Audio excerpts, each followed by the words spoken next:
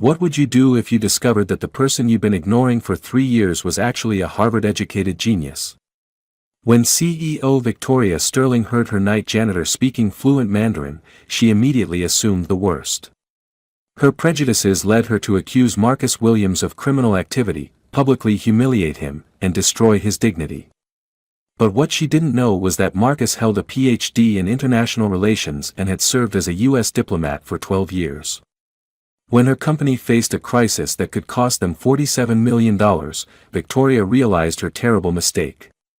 What happened next shocked everyone in the building and changed both their lives forever. This incredible true story will make you question everything you think you know about judging people by appearances. Dear viewer, if you are watching my story for the first time, I humbly request you write the location from where you are watching right now, subscribe this channel and press the bell icon now not to miss the notifications of my daily published news stories.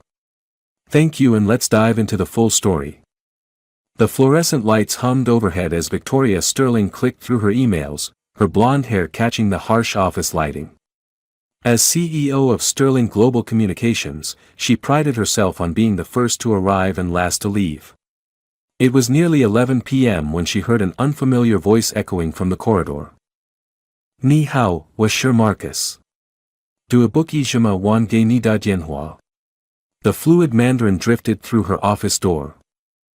Victoria frowned, standing slowly from her mahogany desk. Who could be speaking Chinese in her building at this hour? She crept toward the sound, her heels clicking softly against the marble floor. Around the corner, she spotted Marcus Williams, the night janitor, mopping the floor while speaking animatedly into his phone. His weathered hands gestured as he continued in perfect Mandarin, discussing what sounded like business matters. Women mingtian ke zai tanjiga xiangmu. Marcus said, unaware of Victoria's presence. Victoria's mind raced. Why was the janitor conducting international business calls from her office? Was he using company phones for personal gain? The man she barely acknowledged in 3 years of employment was speaking a language she couldn't understand, and something about it felt deeply suspicious. Marcus suddenly noticed her shadow and quickly ended his call. Good evening, Ms. Sterling. Just finishing up the East Wing. Who were you talking to? Victoria demanded, her voice sharp with authority.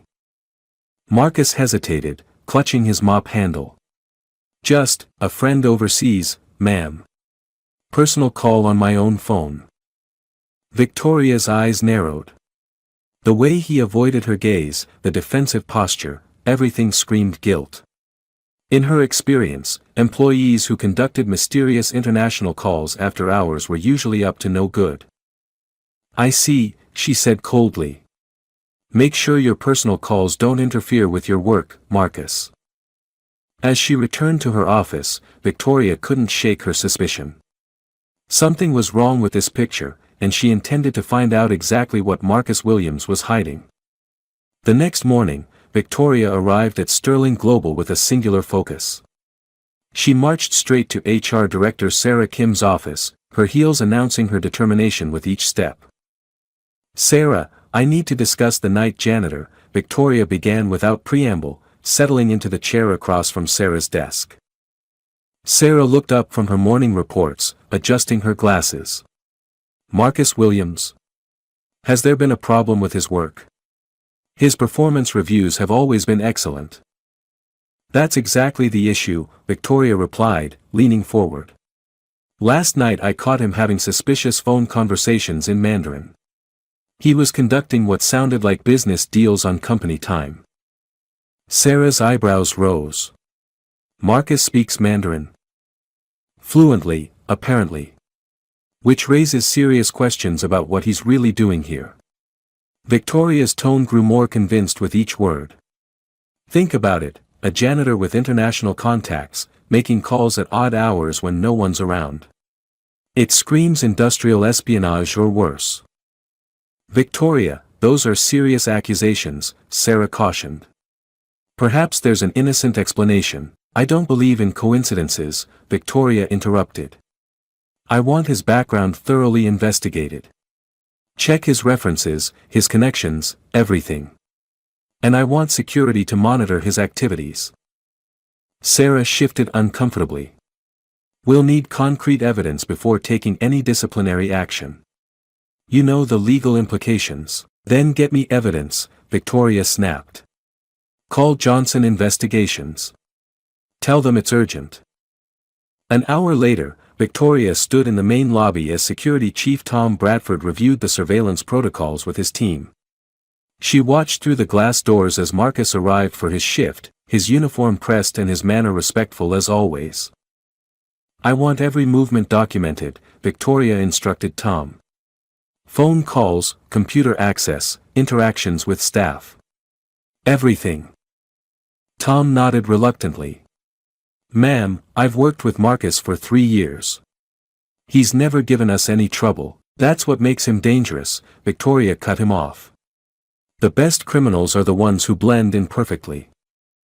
As Marcus began his rounds, greeting the security desk with his usual warm smile, Victoria felt a cold satisfaction. Whatever he was hiding, she would expose it.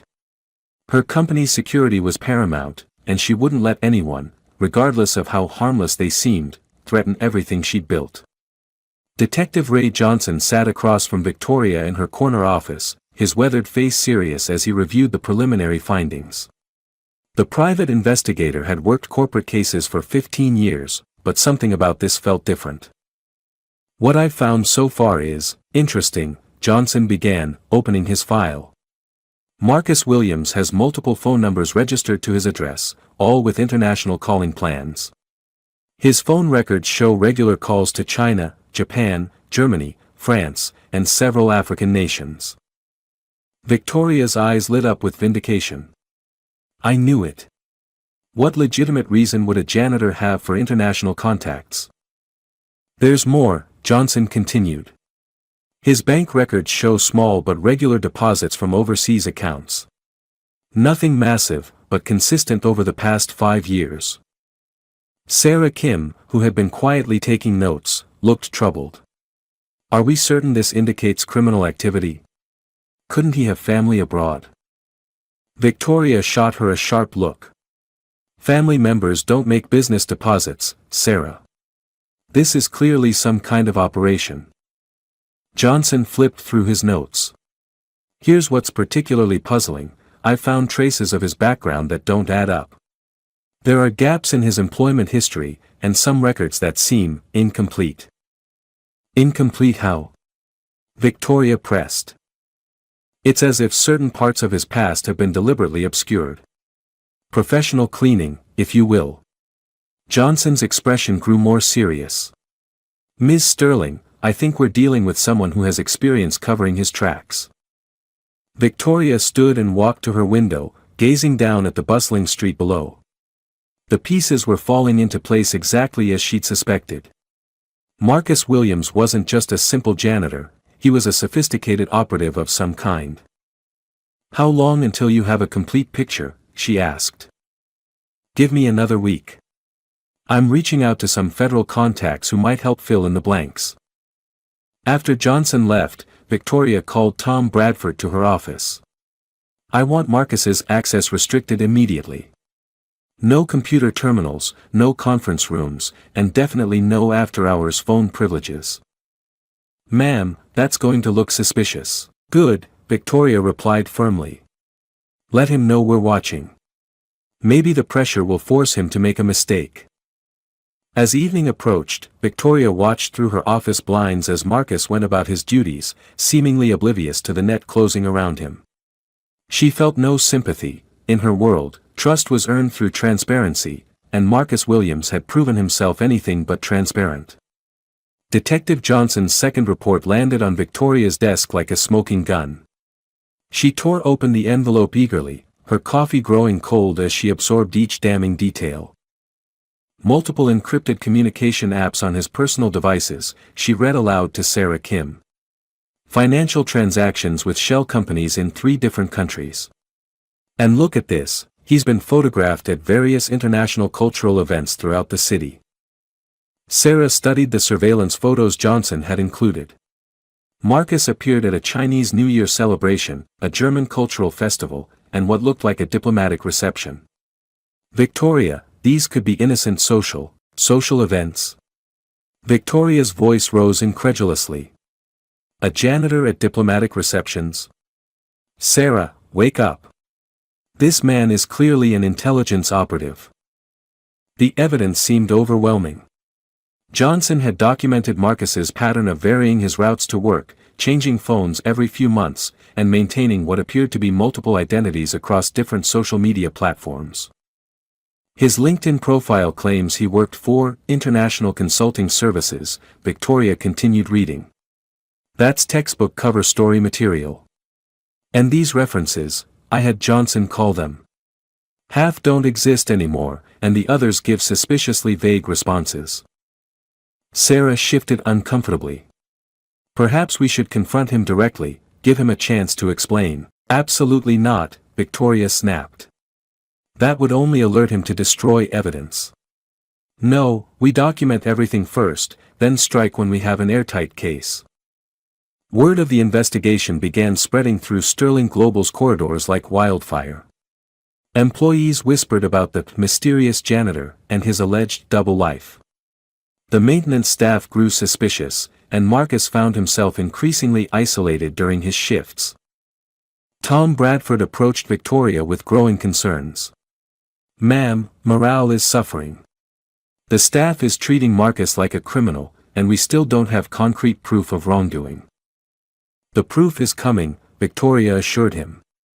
Johnson is close to cracking this wide open. That evening, Victoria worked late again, hoping to catch Marcus in another suspicious phone call. Sure enough, around 10 p.m., she heard familiar voices speaking what sounded like German. She crept closer, her heart pounding with anticipation. Through the glass partition, she watched Marcus speaking animatedly, his hands gesturing as he switched between German and what sounded like French. The conversation lasted 20 minutes, and Victoria recorded every second on her phone. When Marcus noticed her, he quickly ended the call and returned to his cleaning duties. But Victoria had seen enough. The man was definitely running some kind of international operation, and tomorrow, she would finally expose him. The break room fell silent as Victoria Sterling strode in, her heels clicking against the linoleum with purpose. It was 2 p.m., peak lunch hour, and nearly 20 employees were scattered across the tables when she spotted Marcus Williams quietly eating a sandwich in the corner. Marcus, Victoria's voice cut through the ambient chatter like a knife. I need to speak with you. Now. Every head turned toward the corner table. Marcus looked up, confusion evident in his tired eyes. Yes, ma'am. Is there a problem with my work? Oh, there's definitely a problem, Victoria replied, her voice loud enough for everyone to hear. Stand up. I think it's time we discussed your extracurricular activities. Marcus slowly rose, napkin still in his hand. The room had gone completely quiet, 20 pairs of eyes fixed on the unfolding drama. For weeks, I've been investigating your suspicious behavior, Victoria continued, stepping closer. The late-night phone calls in foreign languages, the international contacts, the mysterious financial transactions. Ms. Sterling, I can explain, Marcus began, but Victoria raised her hand. No more lies, she snapped. I have evidence of your multiple phone lines, your encrypted communications, your presence at diplomatic events. What kind of janitor has international business dealings? The color drained from Marcus's face. Several employees exchanged shocked glances, whispering among themselves. You've been using our facilities for your operations, Victoria pressed on. Our phones, our internet, our building is cover for whatever scheme you're running. Marcus straightened, his dignity flickering despite the humiliation. Ma'am, you're making a serious mistake. Those calls were what? Innocent? Victoria's laugh was cold. Marcus, we both know you're not who you pretend to be. The question is, are you industrial espionage or something worse? The accusation hung in the air like poison. Marcus looked around the room at faces that had once greeted him warmly, now filled with suspicion and fear. I've never betrayed this company, Marcus said quietly, his voice steady despite the circumstances. Everything I've done has been legal and above board. Then explain the shell companies. Explain the diplomatic connections. Explain why a janitor speaks multiple languages fluently, Victoria demanded. Marcus opened his mouth to respond, then closed it. His shoulders sagged slightly as he realized the futility of defending himself against accusations built on partial truths and prejudiced assumptions. I see, Victoria said, interpreting his silence as guilt. Security will escort you out. The Sterling Global Conference Room felt like a tribunal as Marcus Williams sat across from HR Director Sarah Kim, Union Representative Lisa Martinez, and Security Chief Tom Bradford. Victoria Sterling occupied the head of the table, a thick file of evidence spread before her like a prosecutor's case. Marcus, Sarah began formally, you're being suspended pending a complete investigation into allegations of misconduct and potential criminal activity. Lisa Martinez leaned forward, her expression concerned but professional. Marcus, as your union representative, I strongly advise you to consider legal counsel. These are serious accusations. Marcus sat quietly, his work uniform pressed and clean despite the circumstances. His hands rested calmly on the table, showing none of the nervousness Victoria expected from a caught criminal. The evidence is substantial, Victoria announced, sliding photographs across the table. Multiple international contacts, suspicious financial activity, use of company property for personal business, and deliberate deception about your background and qualifications. Tom Bradford shifted uncomfortably. Marcus, I've worked with you for 3 years. If you're in some kind of trouble, now's the time to come clean. I understand your position, Marcus replied quietly. But I maintain that I've done nothing wrong. My personal life and my work performance are separate matters. Personal life? Victoria's voice rose. Marcus, you've been conducting international business from our premises, maintaining multiple identities, and attending diplomatic functions. That's not personal, that's professional deception. Lisa Martinez studied the evidence with growing concern. The photographs, phone records, and financial documents painted a picture that was difficult to dismiss, even if she sensed something wasn't quite right. Given the severity of these allegations, Sarah continued, you're suspended without pay, effective immediately. Your building access is revoked, and you're not to contact any Sterling Global employees during the investigation. Marcus nodded slowly. How long will this investigation take? Until we get to the truth, Victoria replied firmly. However long that requires. As the meeting concluded, Marcus stood with quiet dignity. Ms. Sterling, I hope you'll remember this moment when the truth comes out. Sometimes things aren't what they appear to be. Victoria watched him leave, escorted by security like a common criminal. His warning felt more like a threat, confirming her suspicions that Marcus Williams was far more dangerous than he appeared. After he was gone, Lisa Martinez approached Victoria privately. Something doesn't feel right about this. In 15 years of union work, I've learned to read people.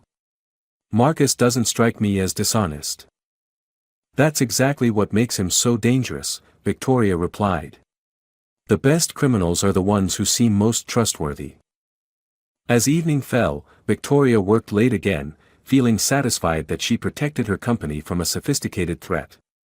She had no idea that her actions had just destroyed an innocent man's livelihood based on prejudice and misunderstood evidence. Detective Johnson's third report arrived with an urgency that made Victoria's pulse quicken. She tore open the priority envelope in her office, expecting final confirmation of Marcus's criminal activities. Instead, her world began to shift. Ms. Sterling, Johnson began when she called him immediately, we need to meet. There are developments in the Williams case that require immediate discussion. An hour later, Johnson sat across from Victoria, his expression troubled. I found something that changes everything. Marcus Williams has a Ph.D. in International Relations from Harvard University, graduated summa cum laude in 1998. Victoria's coffee mug froze halfway to her lips. That's impossible. There's more, Johnson continued, sliding documents across her desk. He worked for the State Department's Foreign Service for 12 years. Specialized in Asian-Pacific relations, fluent in 9 languages, served as a cultural attaché in Beijing, Tokyo, and Berlin. The papers blurred before Victoria's eyes. Harvard. State Department. 9 languages. The words didn't compute with her image of Marcus Williams, night janitor. Then why is he cleaning floors, she whispered. Johnson's expression darkened. Because he was falsely accused of selling classified information in 2015. Spent 2 years fighting charges that were eventually dropped, but his career was destroyed. No one would hire him. Victoria's hands began to tremble. Falsely accused. Completely fabricated by a colleague who needed a scapegoat for his own crimes. Marcus lost everything, his career, his reputation, his home. He's been working menial jobs ever since, sending money to support his elderly mother in Ghana and putting his nephew through college. The room spun around Victoria. Those international calls, they were to family. The cultural events, he was maintaining connections to communities he'd served professionally. The multiple phones, staying in touch with people across the globe who still respected him. I spoke with Dr. Sarah Chen, his former supervisor at State, Johnson continued. She said Marcus was one of the most ethical and brilliant diplomats she'd ever worked with. His linguistic abilities and cultural knowledge were legendary in the department. Victoria stumbled to her window, staring down at the street where she'd watched Marcus leave in disgrace just days ago. The evidence she'd been so certain about now looked completely different through the lens of truth. Those shell companies, she asked weakly. Legitimate consulting work he does on weekends, helping small businesses navigate international markets. The diplomatic receptions. He still gets invited because of his expertise, though he usually can't afford to attend. The weight of her mistake crashed down on Victoria like a physical blow. She'd taken a man who'd already lost everything and stripped away his dignity based on prejudice and assumptions. We have to fix this, she said. It may be too late, Johnson replied gravely. I heard through contacts that Marcus is considering leaving the city. He's tired of being suspected and mistrusted everywhere he goes.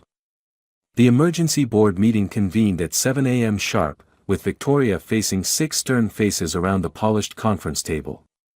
Board Chairman Robert Hayes's expression was particularly grim as he addressed the room. Sterling Global is facing a crisis that could cost us everything, Hayes announced. Our Japanese partners are threatening to terminate the Sakura Technologies contract. We're talking about losing $47 million. Victoria felt sick to her stomach, and not just because of the financial catastrophe unfolding. What exactly went wrong?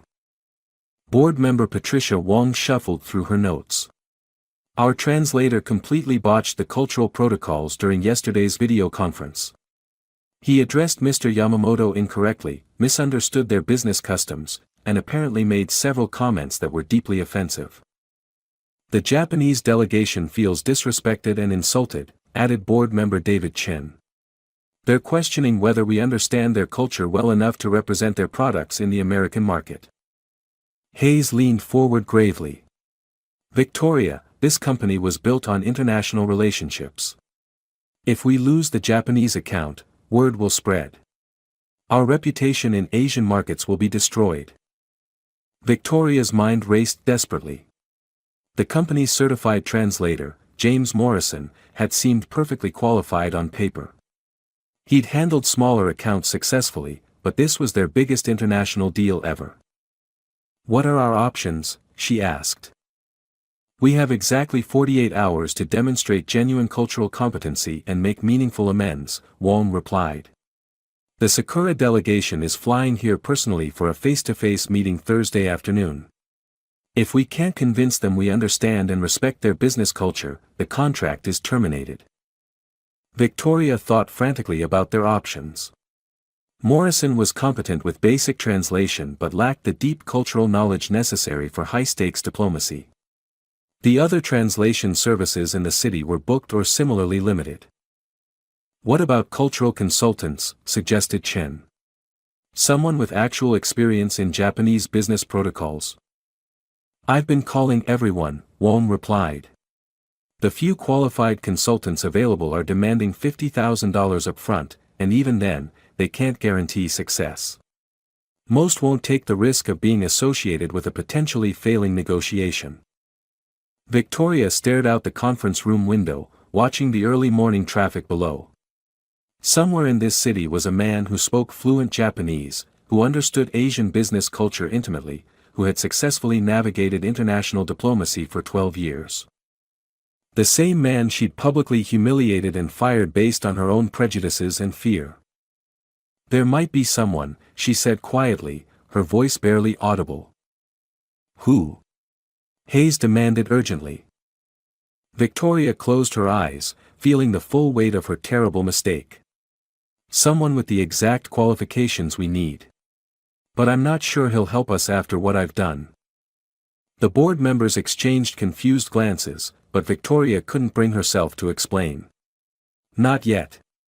First, she had to do something she'd never done before, admit she was completely wrong and beg for forgiveness from the man whose life she tried to destroy. Dr. Sarah Chen's heels clicked purposefully across the marble lobby of Sterling Global Communications as she approached the reception desk. The elegant Chinese-American diplomat carried herself with the quiet authority of someone accustomed to high-stakes international negotiations. I'm here to see Victoria Sterling, she announced. Dr. Sarah Chen, former Deputy Director of Asian-Pacific Relations, U.S. State Department. Victoria looked up from her emergency strategy session as her assistant knocked. Ma'am, there's a Dr. Chen here to see you. She says it's about Marcus Williams. The conference room fell silent as Dr. Chen entered, her expression serious but controlled. Victoria rose uncertainly, recognizing the woman from her hurried Google searches about Marcus's background.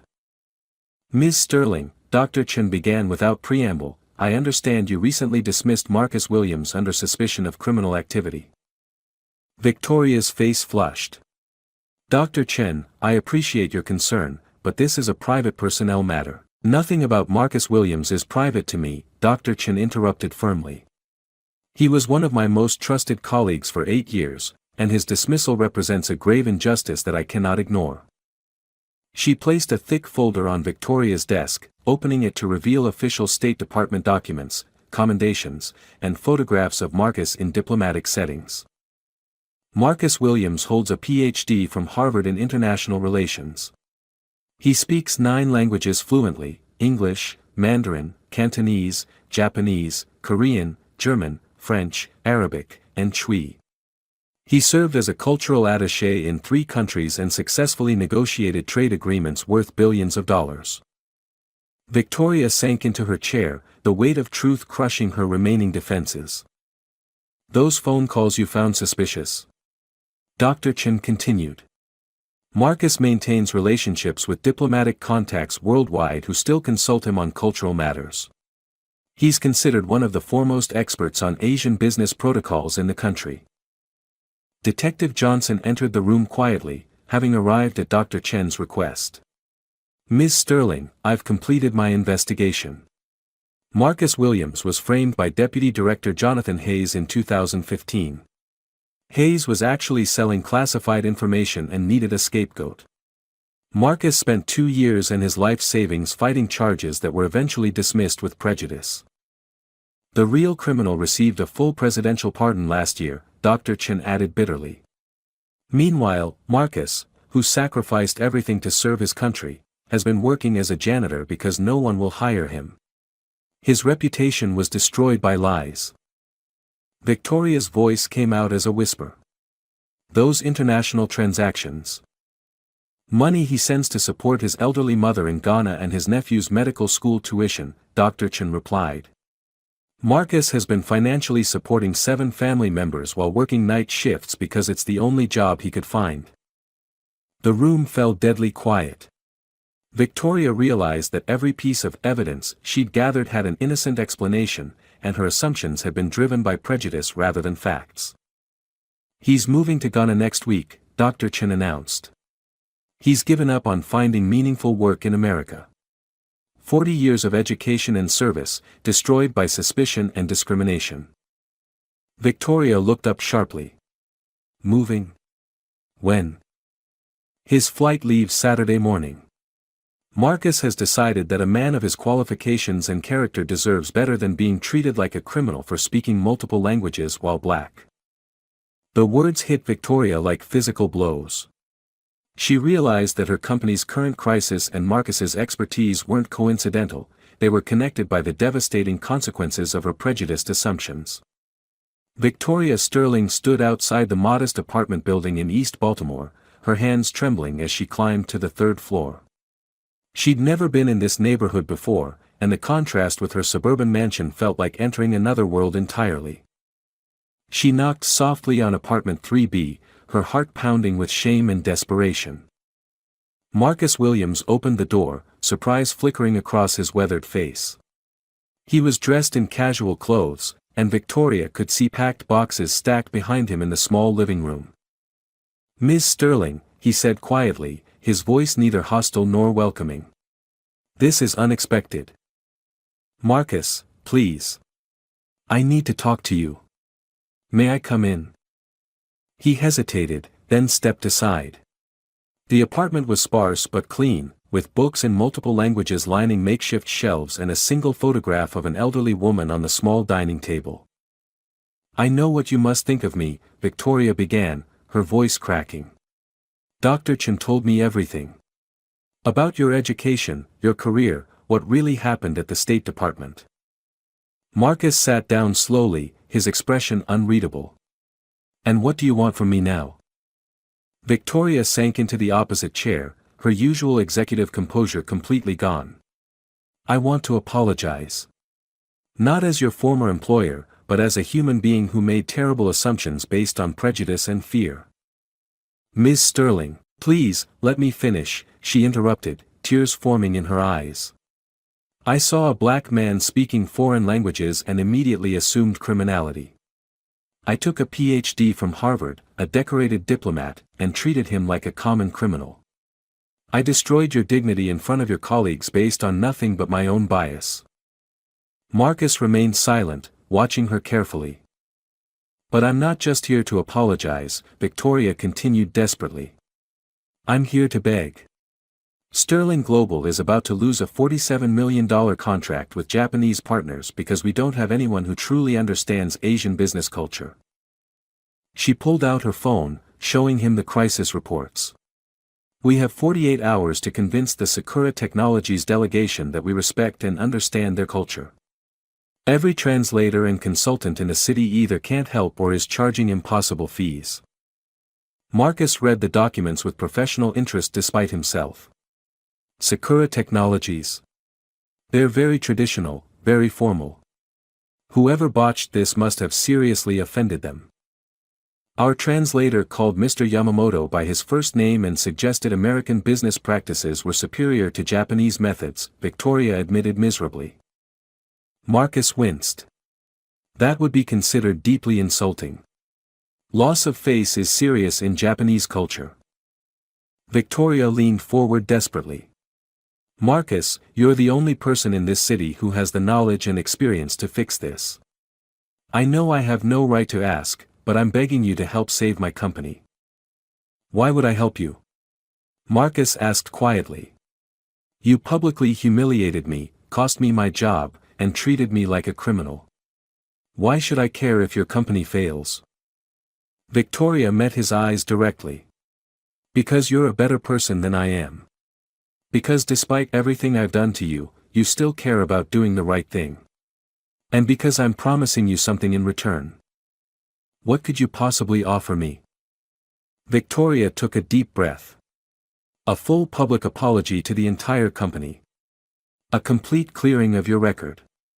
And the position of Director of International Relations at Sterling Global, with a salary of $150,000 and full authority over our global partnerships." Marcus stared at her in stunned silence.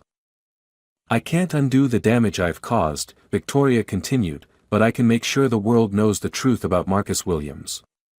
That you're not a janitor who got lucky, you're a brilliant diplomat who deserves respect." The Sterling Global Conference Room had never felt more tense as the Sakura Technologies delegation filed in precisely at 2 p.m. Victoria Sterling watched nervously as Mr. Yamamoto, the distinguished 62-year-old CEO, took his seat with obvious reluctance, followed by his translator and business development director. "Yamamoto-san," Marcus Williams said, standing and bowing exactly 30 degrees, the perfect angle for addressing a senior executive. "Watashi wa Marcus Williams desu. Kono tabi wa totomo osawa ni narimashita." Mr. Yamamoto's eyebrows rose in surprise.